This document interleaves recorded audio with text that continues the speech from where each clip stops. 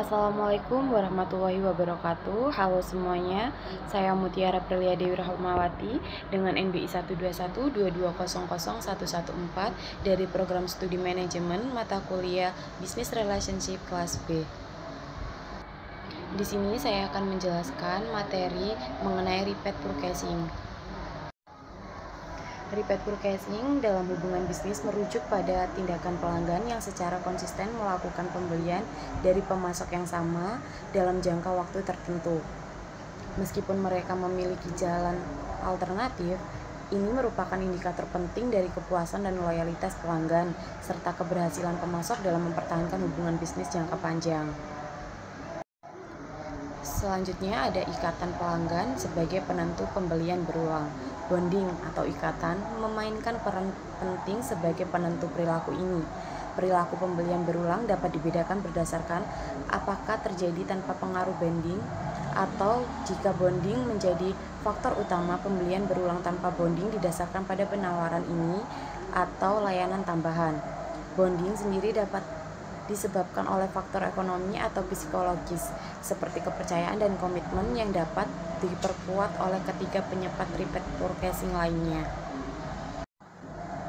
Selanjutnya ada kepercayaan dan komitmen sebagai sumber keterikatan pelanggan. Keterikatan pelanggan berbasis efek ekonomi disebut sebagai kewajiban, sedangkan keterikatan berbasis kepercayaan dan komitmen bersifat positif. Perilaku pembelian ulang yang dihasilkan didorong oleh sikap positif pelanggan terhadap satu pemasok. Selanjutnya ada pembelian ulang dipicu oleh elemen-elemen pertukaran. Layanan inti merupakan elemen yang secara mendasar atau substansial mampu memenuhi kebutuhan fungsional pelanggan, yang menjadi alasan pelanggan untuk melakukan pertukaran dengan penyedia. Di sisi lain, layanan tambahan hanya dapat meningkatkan manfaat layanan inti, tetapi tidak cukup untuk memenuhi kebutuhan fungsional pelanggan. Kedua kategori ini dapat mendorong terjadinya pembelian ulang. Selanjutnya ada faktor-faktor yang mempengaruhi repeat purchasing. Yang pertama ada kepuasan pelanggan. Tingkat kepuasan yang tinggi dapat meningkatkan kemungkinan pembelian ulang. Yang kedua ada program loyalitas. Insentif yang ditawarkan melalui program loyalitas dapat mendorong pelanggan untuk kembali. Yang ketiga ada kualitas produk. Produk berkualitas tinggi yang memenuhi atau melebihi ekspektasi pelanggan cenderung mendorong pembelian ulang. Dan yang keempat, pengalaman pelanggan.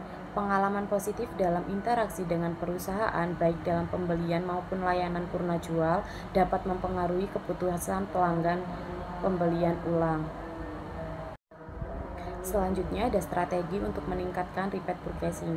Yang pertama, meningkatkan kualitas produk dan layanan. Yang kedua, membangun hubungan pelanggan.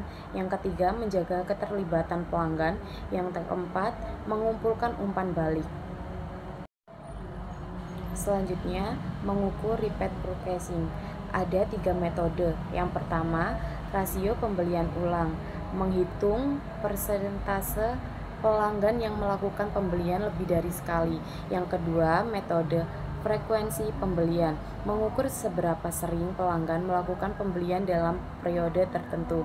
Dan yang terakhir, nilai seumur hidup pelanggan.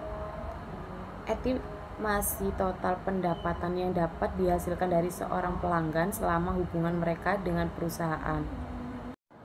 Kesimpulan dari materi repeat purchasing adalah membahas faktor penentu perilaku pembelian dalam hubungan bisnis yang ditandai dengan pembelian ulang.